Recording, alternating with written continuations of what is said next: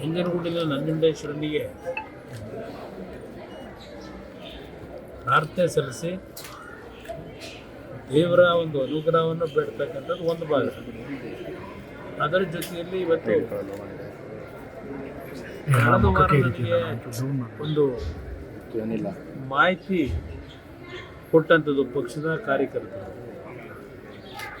ನಂಜನಗೂಡಿಗೆ ಸೇರಿರ್ತಕ್ಕಂಥ ಉಳ್ಳಳ್ಳಿ ಗ್ರಾಮದ ಒಂದು ಬಡ ಕುಟುಂಬ. ಆ ಹೆಣ್ಣು ಮಗಳು ಎರಡೂ ಕಾಲಿಲ್ಲ, ಆಕ್ಸಿಡೆಂಟ್ನಲ್ಲಿ ಏನೋ ಕಟ್ಟಾಗಿದೆ, ಮನೆ ಇಲ್ಲ, ಬಾಡಿಗೆ ಕಟ್ಟಲಿಕ್ಕೆ ಆಗ್ತಿಲ್ಲ, 2 ಸಣ್ಣ ಮಕ್ಕಳಿದ್ದಾವೆ, ಗಂಡನಿಗೂ ಏನೋ ಒಂದು ಕಾಲಿನಲ್ಲಿ ಅನಾಹುತ ಇದೆ. ಇದರ ಹಿನ್ನೆಲೆಯಲ್ಲಿ ಯಾವ ವಿಡಿಯೋ ಮಾಡಿದ್ದು ನೋಡಿದೆ, ನನ್ನ ಗಮನಕ್ಕೆ ತರಬೇಕು, ಯಾರಿಗಾದರೂ ಈ ವಿಡಿಯೋ ನೋಡಿದವರು ಕುಮಾರಣ್ಣ ಅವರ ಗಮನಕ್ಕೆ ತನ್ನಿ ಅಂತಕ್ಕಂಥದ್ದನ್ನು ಹೇಳಿದಂಥದ್ದು ಏನಿದೆ ಅದು ಮೊನ್ನೆ ಹೋದ ವಾರ ನನಗೆ ನಮ್ಮ ಡೆಲ್ಲಿನಲ್ಲಿ ನನ್ನ ಗಮನಕ್ಕೆ ಏನು ಬಂತು.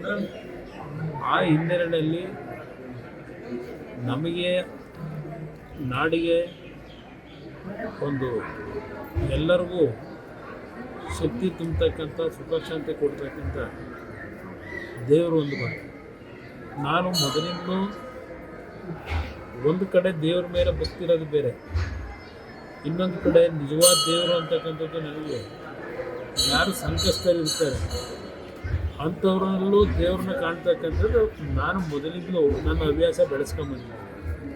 ಆ ಹಿನ್ನೆಲೆಯಲ್ಲಿ ಆ ಕುಟುಂಬದ ಪರಿಸ್ಥಿತಿಗಳಿದೆ ನೋಡಿ ನಾನೇನು ನನ್ನ ಕೈಲಾದ ಮಟ್ಟಿಗೆ ಅವ್ರಿಗೆ ನೆರವು ಕೊಡ್ತಕ್ಕಂಥದ್ದಕ್ಕೆ ಪ್ರಯತ್ನ ಪಡಬೇಕು, ಚರ್ಚೆ ಮಾಡ್ತಕ್ಕಂಥ ಈಗ ಉಳ್ಳಳ್ಳಿಗೆ ಹೋದರೆ ಅದು ಮುಗಿಸ್ಕೊಂಡು ದಿವಸ ಮೀಟಿಂಗ್ ಸಭೆಯಲ್ಲಿ ಭಾಗವಹಿಸ್ತಾರೆ.